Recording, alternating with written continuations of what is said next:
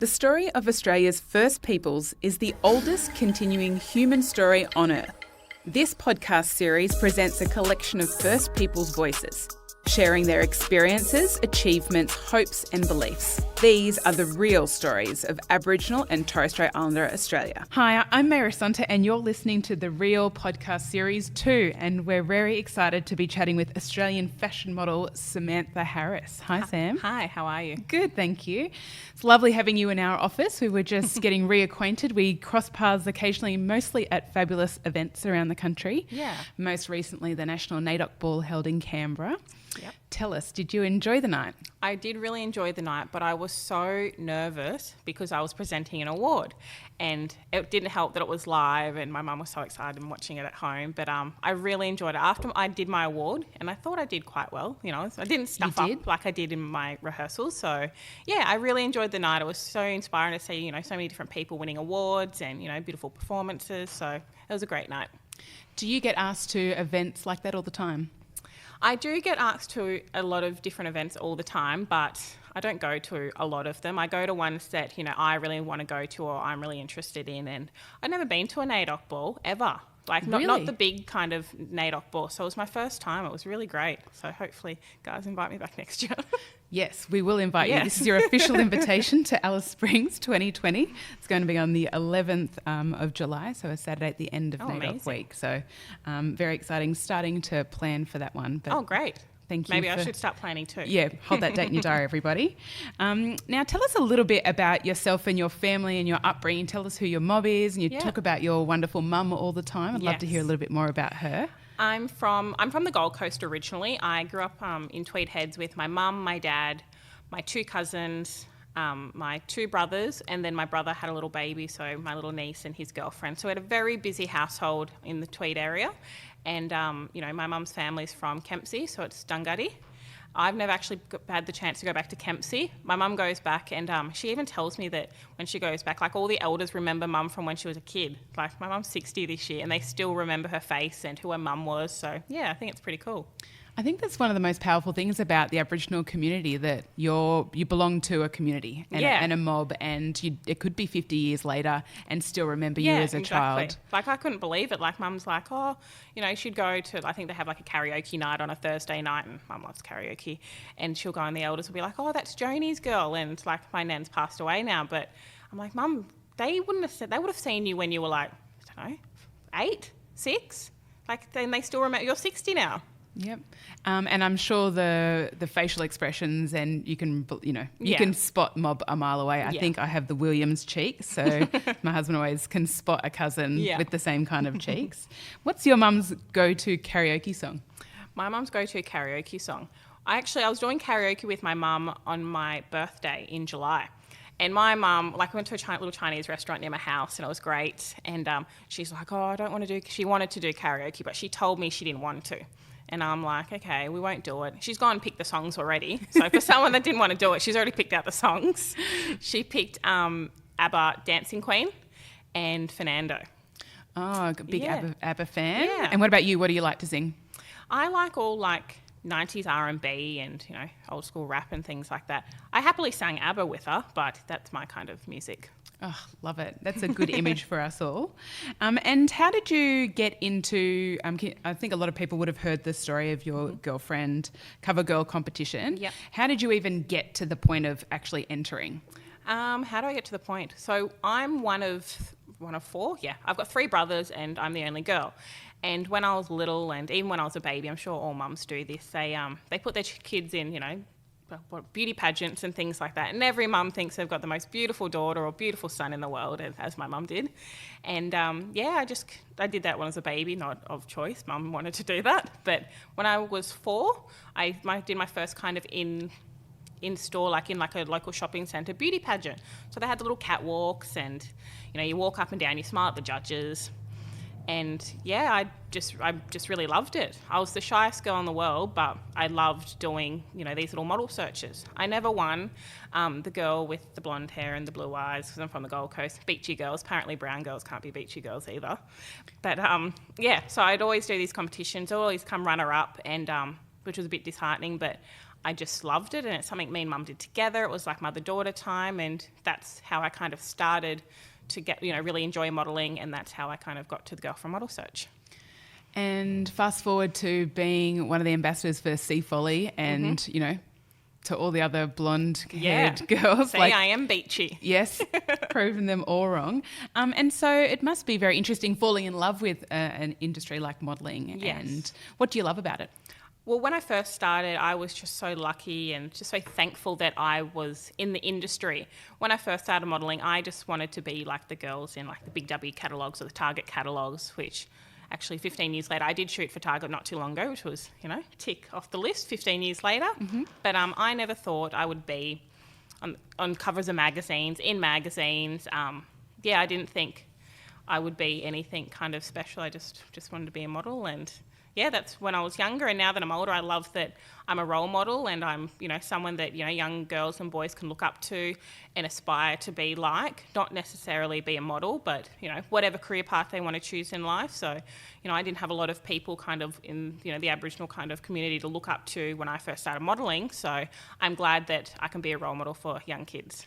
Yeah, no, it's true. Now that you say that about forging a path and being one of the first models out there, how has that industry changed now? Do you see a lot more Aboriginal and Torres Strait Islander models in the work that you do? Yeah, no, I do see a lot of Aboriginal and Torres Strait Islander models. Not as many as you think you should see, but it's definitely changing, which I think is really great. I was in Canberra. I'm trying to think. Probably on last Thursday for Vogue's 60th anniversary.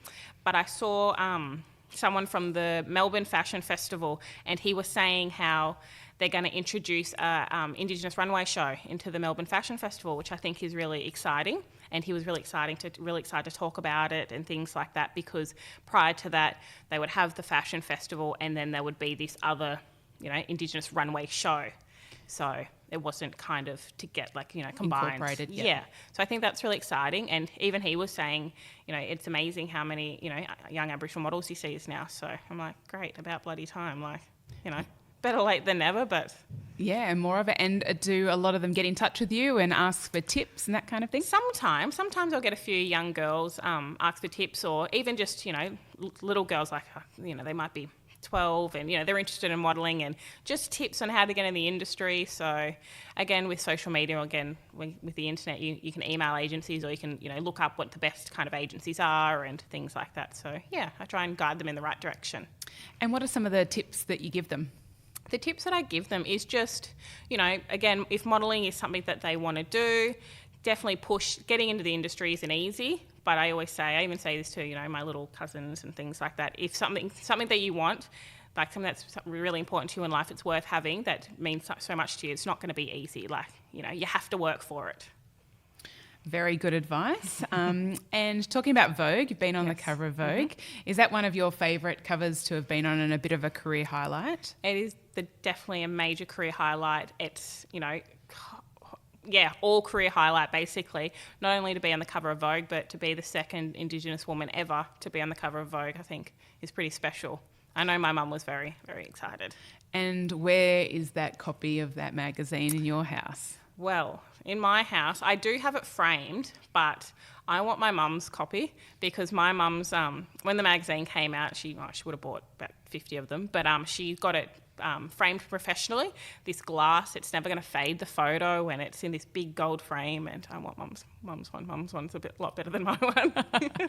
And I suppose the thing that I love most about seeing you on covers and walking past shopping centres and, in real life, really big, promoting various products, is that you see someone like you. That's literally what a young girl said to me on Instagram the other day about the Vogue cover. She loved that she walked past and saw someone that looked like her, and I was like, oh, that's really nice. It cannot be underestimated enough in the media industry, and even changing what beauty looks like. Yeah. So our people just feel so much more pride. Yeah. So congratulations for doing that. It's just what you do, but the influence that you have had over many years in changing people's perceptions has really, I think, helped countless women, myself included, not just all those young girls that we're having conversations about, but it's a really powerful piece of work, and I don't think that can be underestimated enough. Oh, thank you. I was wondering about travelling and getting around as much as you do to different shoots around the country, around the world. Do you enjoy travelling? I do enjoy travelling, but I love travelling a lot more as if I'm travelling with someone. Like, you know, if someone from my management comes, or I recently went to the Kimberleys with World Vision and I got to bring my mum along. That was a great time. But yeah, no, I do like travelling, but it's hard to be away from family, and, you know, I miss my family a lot and things like that. I've gotten better, obviously, the older I've gotten. I don't live at home, or, you know, my family's on the Gold Coast. But yeah, I don't mind travelling. It used to scare me sometimes, make me a little bit nervous because I was still quite young and I'm travelling to a foreign country or a place I've never been to.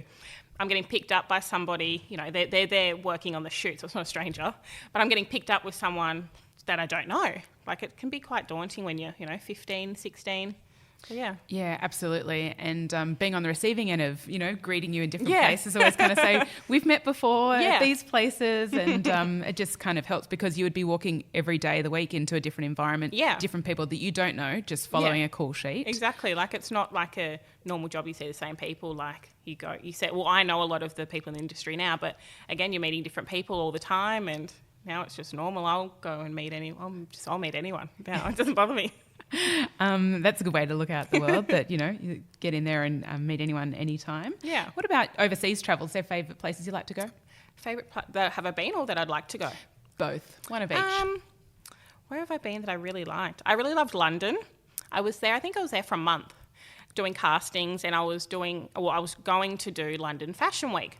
But a lot of the castings I went to, they were looking for more European girls, and I was like, well, that's not me, unfortunately.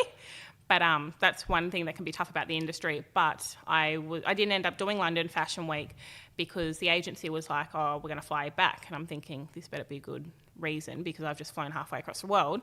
And that's why I flew back and did my Vogue cover. So, so I loved London. I've been to New York. New York is beautiful and it's cool, but it's really, really, really fast-paced. I couldn't personally live in New York, but I think it's, you know, a pretty spectacular city. And would there be a fashion week that you would love to walk in? I would love to walk in New York Fashion Week. Like, all the fashion weeks around the world are pretty special, but I think to walk in New York Fashion Week would be, you know, pretty cool. So anyone out there who is connected to anyone about New York Fashion Week? I would love to walk for the show.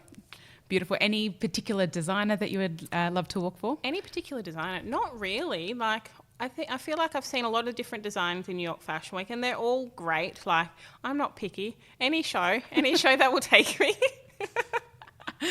Fantastic. One of the other questions we were wondering was just about general kind of beauty and how you take care of yourself all the time, because it's obviously a beauty industry. Yes. There's, you've got to be ready at all moments. What are the little things that you do every day to make sure that you're taking care of yourself? Little things I do every day. I drink lots of water. I try to. It's easier, obviously, to drink lots of water when it's warmer rather than when it's really cold. But every morning I'll have a hot lemon water.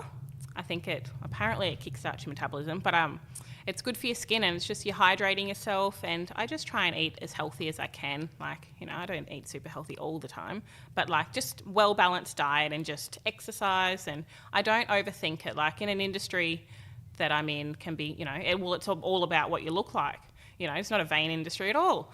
But I think the older I've gotten, I've realised balance, and I don't stress myself out over exercise or food, and, you know, I still want to live a happy life, and, you know, I want to be happy, but I also want to promote healthy eating, and sometimes the modelling industry doesn't promote those kinds of aspects. So, yeah.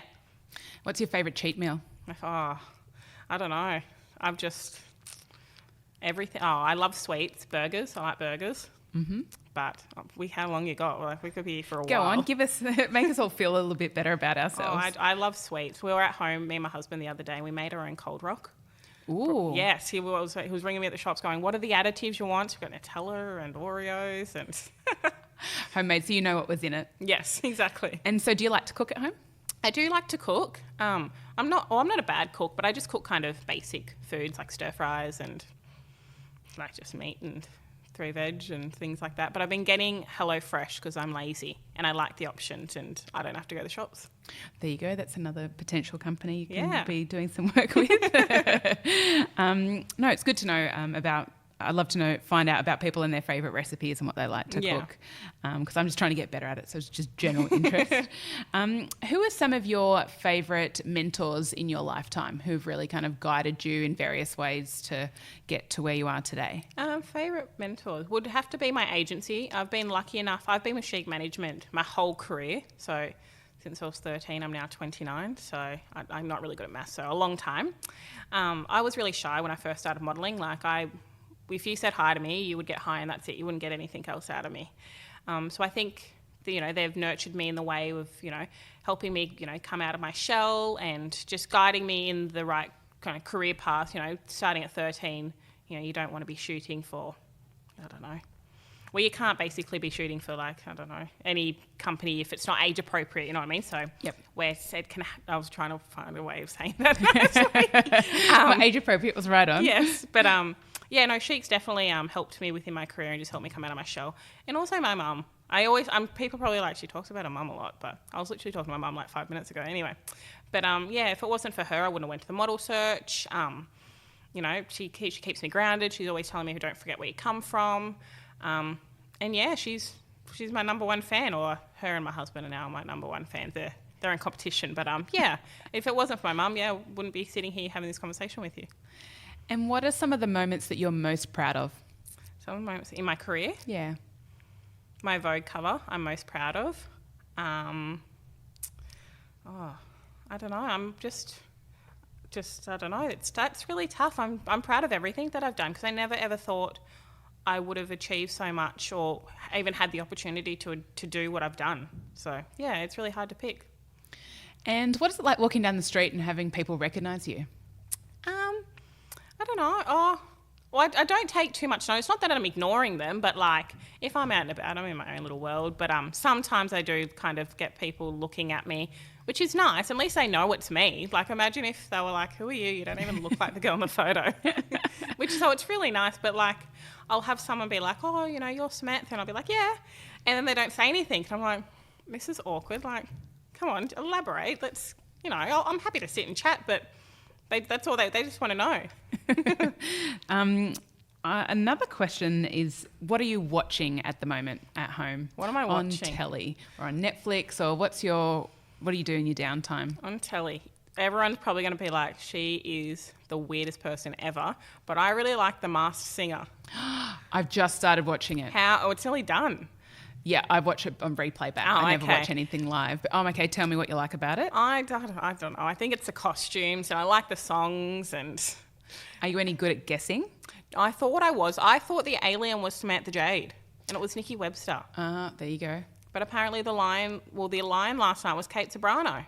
Did you guess her? No, but I knew the voice. I'm like, I know this voice. Why can't I pick who it is? So that's a good little moment just to kind of switch off and a bit of fun in the day, isn't it? Well, there's so much negativity on the TV. It's nice to have something fun and light and happy. And what else do you do to keep happy? Train, exercise. It used to be a chore when I was younger, but now I actually just love how it makes you feel, and it's just good for your head, or if you're feeling crappy or just tired or anything, you just block it out and just do what you have to do, and get those endorphins I'm starting to feel, now that I'm saying this, I'm like, I sound like I'm really old. She likes to watch TV and exercise. She's fun. No, it's true. Look, we're all getting older, and at different ages we do different things. I think exercising and chilling and having some downtime from the telly is totally fine. But you go out and you're seeing the world and you're travelling a lot, so I imagine that having some of those quiet moments with your husband and family are kind of what keeps you sane. Yeah, exactly. What about Australian Indigenous fashion? I want to talk about that for a moment. We are big fans of the Australian Indigenous fashion Instagram page that Yatu Widders Hunt is the curator of, and we've had her on the podcast before. And it's just been amazing to see all of, we're beautifully creative people and lots of gorgeous models out there, but to see it all kind of consolidated and seeing these opportunities for, Indigenous fashion at Melbourne Fashion, etc., popping up. Yep. How do you feel seeing that kind of change in the industry? I feel really proud to see that because, when I started, nothing like that was ever happening. So to see it, again, seeing more Indigenous models come through, but to see the Indigenous designs, Aboriginal artwork in general tells a story. So you're wearing a story and you're wearing history, which I think is pretty special. Like, you know, it's not just a normal dress or a normal shirt. It's something so much more, and somebody's taken the time to tell their story, to let somebody, you know, share their story with the whole world or the whole country. I think it's really cool. And I've seen you in a fashion show with Uluru in the background before, and, you know, working with young local women with those fabrics and that fashion and the fashion runway that's there. Yeah. And that was a pretty spectacular moment. And I just thought, I caught myself kind of looking at you going, wow, this must be pretty cool. Yeah. I think I went to Uluru like 5 times. Like, I loved it. It was so much fun. It didn't feel like work. You know, I got to hang out with the local kids and, you know, see these beautiful designs. Like, you know, we're getting, you know, outfits from all over the country to come to Uluru to be in this runway, which I think is pretty special. And, yeah, it was nice that, you know, they invited me along or wanted me to come along to, I guess, mentor the kids. I say mentor, but we just hung out and we just had fun, and, you know, told me about their families and where they're from and things like that. So, yeah, it was really nice. And that mentoring role model piece, how seriously do you take that? How much pressure is that on you? I don't think it's pressure. Like, when I was younger, when I say younger, I mean like early 20s, you know, 19, 20. I think that's when I first heard someone say that I was like a role model, which was really great. But I'm like, I'm only 19. Like, I'm the same age as, you know, these, not even kids, but, you know, I guess young adults. But I felt more pressure because I'm like, I didn't feel old enough to be a role model. You know what I mean? We're the same age. But I think now that I'm older, I like that I'm a role model, and, you know, that I can inspire somebody. You know, it's just, you know, I didn't think that would ever happen. I just thought, you know, I just wanted to be a model. I didn't think I'd be lucky enough to be a role model. So, yeah, I think it's really nice. And I think being a role model can be any age. I think the younger people are inspiring all the time, and I want to be like them and use their outlook on the world. So I think I was just really shy. So I was like, I don't really have much to say. I don't talk much in general. I think we're all just kind of finding our voice in our early 20s. Is there a favourite Indigenous designer of yours? There is a favourite Indigenous designer. I can't remember her name, but I'm going to go have a look. I follow her on Instagram. We're just reaching into the handbag, pulling out phone at the moment. Her name is, she made, I sat next to this girl at the NAIDOC ball. I can't remember her name, but I follow her as well. Ooh. What is it? I can't. Thank goodness for social media. This Colleen, I don't know Colleen Johnson. Colleen Johnson, okay. Yes, and I'll show you this dress that she made for this girl, and she actually won an award. Searching. Yeah. Sorry, guys. No, all good. We can show this online as well. Oh, beautiful. Yes. Lovely. And she won an award on... Chantel Thompson won the award, and she was sitting next to me at the NAIDOC ball. Oh, there you go. So next to one of the winners. All right. No, that's good to know. So you're obviously on social media a fair bit, following what's going on. Yeah. What do you love about social media, and what do you hate about it? Well, I love that, you know, you can follow all these amazing designers and, you know, keep up to date with what they're doing or their new brands or designs and things like that. And, you know, you can have sticky beak, what people are doing. That's what I like as well. And what I don't like is everybody has an opinion on social media. Everyone. And, you know, most of them are really good, but some you're like, do you really need to write that? Like, if you don't like something, didn't your mum teach you don't have anything nice to say, don't say anything at all? Your mum is right again. Goodness, I wish we could meet her. So many good lessons there. What is something that you can't live without? My phone.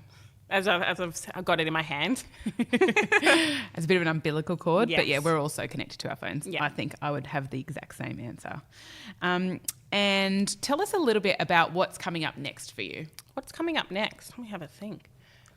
I spoke to my agent today, and I've got a few different events that I'm going to in the next few weeks. I'm actually going to Derby Day in Melbourne, so that'll be exciting. What else do I have? I have a swimwear shoot coming up, so that'll be, I have to make sure I stay in the gym. Yep. No more cold rock. And also, it's my mum's 60th next month, so I'm planning that. Oh, that's exciting. Yeah, so you're a bit of an event planner on the side for the family? Oh, I'm trying. I don't know how good I'll be, but I'll give it a go. Look, we can help. Just let us know. Yeah. Any tips? I'm sure everyone on social media will give you some tips along the way too. And so it's such a varied lifestyle that you get to obviously a swim shoot one day, events on other days. What's something that you haven't done yet that you definitely want to do in the future? In modelling or in my career? Both. Okay. I want to have a brand of some sort. So I really love makeup, but I do like skincare. I'm not sure. Just something along those lines. I don't want to do like, a lot of people have done swimwear or lingerie. I don't want to do that. I want to, I would love to do makeup. I love makeup, and I would love to make it for everybody to feel like they've got the high-end makeup but at an affordable price. So that's what I would like to do.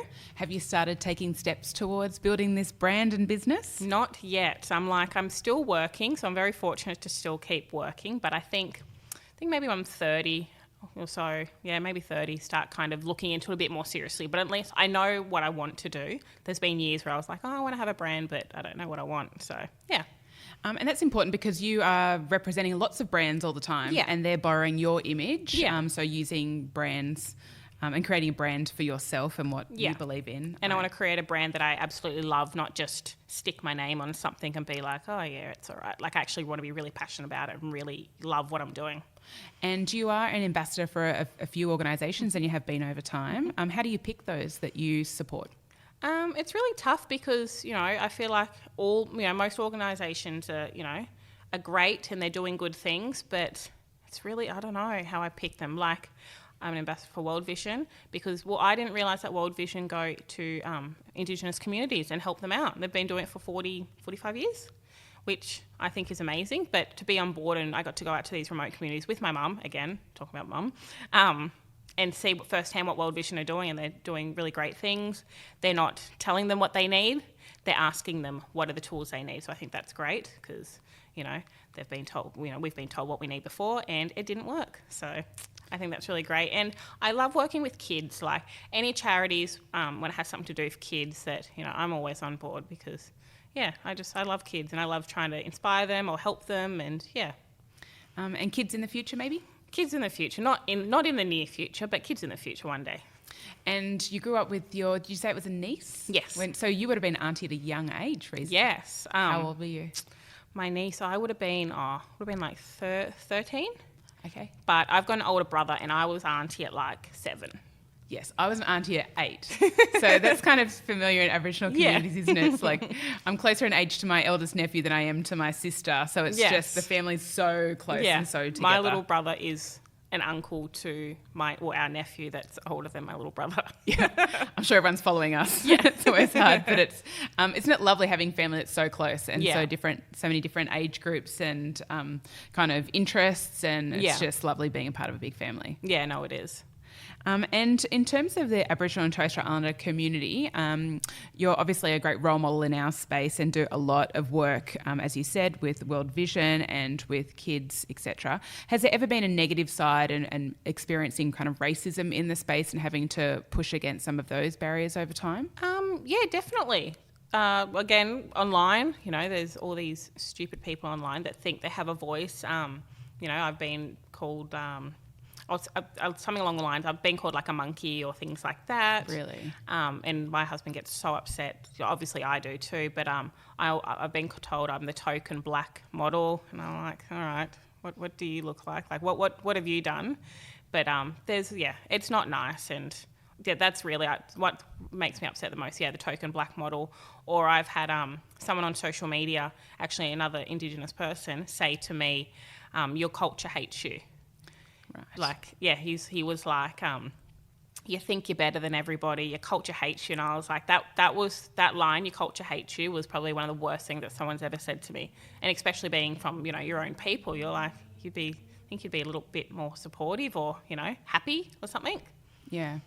I imagine that would be one of the toughest things. I think everyone online and bullying, but when you have a profile and people, are a bit of keyboard warriors and kind of say that things, and I think you have a pretty even head about it, try and ignore the negative. Exactly. And, it's obviously... It's one person out of, a lot of... I'm not going to try and pick the number, but hopefully a lot.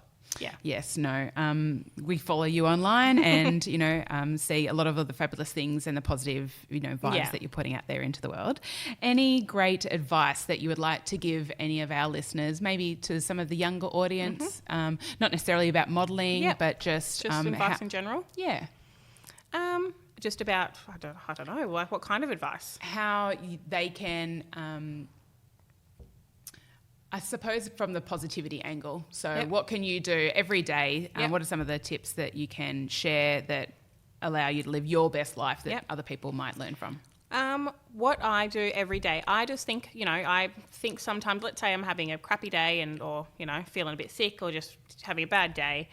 I think of things that I'm thankful for or things I'm grateful for in my life. I'm grateful that I'm healthy, that, I've got a loving family. I just pick a few things because, sometimes you dwell on, such petty little things in life. And if you think of a few key positive things, it'll just brighten your day and, just keep thinking positive thoughts because let's say you're having a bad day and you feel crappy. There's always someone out there that's worse off than you. And that's not a nice thing to think, but, if you're dwelling on something minute, there is someone out there that, there are kids that are in hospital that don't even get a chance to live their life. So, you shouldn't be complaining about yours. Yes, grateful is definitely one of them. Yes. How do you stay motivated? How do I stay motivated? Again, just, thinking of things that I'm grateful for or, I think of things that I want to do in my career and, I just don't want to be bored and I just want to keep going. I love my job and, More of the same. Yeah, more of the same. Keep it coming. Well, at The Real, we are grateful to you. Thank you so much, Samantha Harris, for joining us. And I hope everyone enjoyed some of the tips on not only to be a great model, but how to live a great life. Yeah, hopefully. Thank you for joining us. Thanks, guys.